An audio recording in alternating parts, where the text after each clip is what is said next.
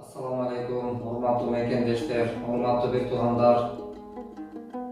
Жараткан Аллах бул дүйнөгө баарыбызды сыноо дүйнөсүндө жараткан, бул сыноо майданындабыз.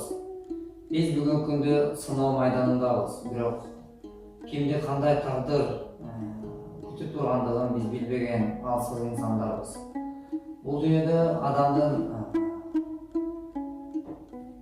кайсыл жерде кандай ырыскы жана кайсыл күн күтүп тургандыгын дагы биле албайбыз. Мунун баарыбызга маалым. Бирок ошентсе дагы бүгүн ушул Зафар деген биздин агабыз, мекендешибиз, замандашыбыз мына ушул жерде өзү келип, Азамат, мен ушунчалык кыйналып ооруп турам деп көз жашын төгүп жашагым келип жатат, бирок бул оорудан улам жаным көбүрөөк кыйналып жатат деген оор үшкүргөн.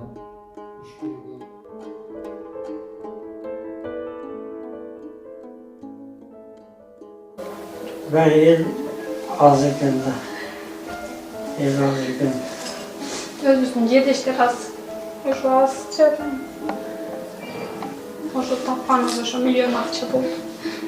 Eğer жақсы болып кетсем, енді ошо елім үчүн кысыласың.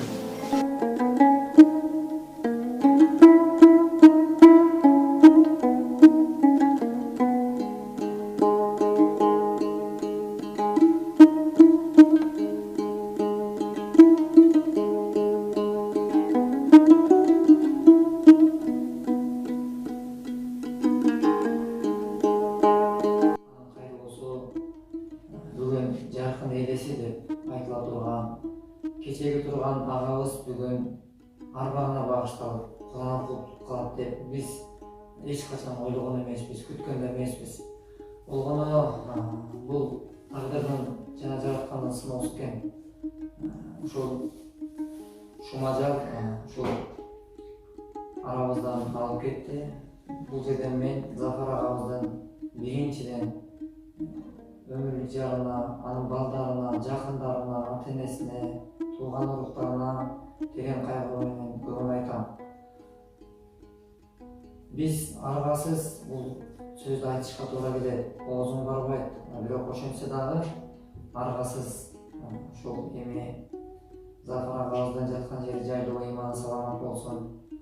Жараткан пендечилик кылып билип билбеген күнөөсүн кечирген болсун. Кабыры нурлуу болсун.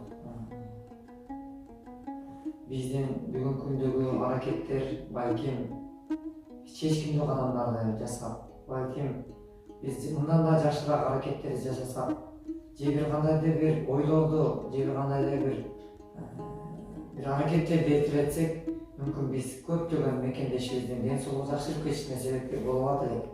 Бирок өкүнүчтүүсү ушунун айланасында айрым учурларда биздин ынтымагыбыздын жетишээлик деңгээлдеги мекен болбой тургандыгы болсо деп ойлойм.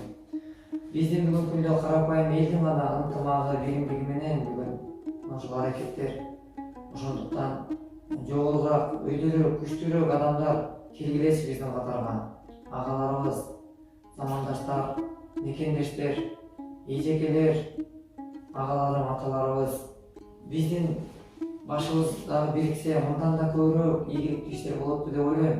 Бирок ушундай жолдо балким Зафар агабызга окшогон канчалаган бек туугандар көз өтүп кетип жатат, канчалаган кыргыздын балдары жетим калып жатат. Ошолорго балким биздин бүгүнкү аракетибиз аларга чоң кубаныч тартууламак деп ойлойм. Ошон үчүн биздин ынтымак бекем болсун, баардыгы амандык болсун. Ооруп аткан бек туугандар ден соолугун жакшырышына жараткан насип кылган болсун. Зафар агабыздын дагы бир жолу ошол ыйманы саламат жана жаткан жери жайлуу болсун. Зафар ага бул сөздү айтышка айла жок, аргасызбыз. Ыйманыңыз саламат болсун.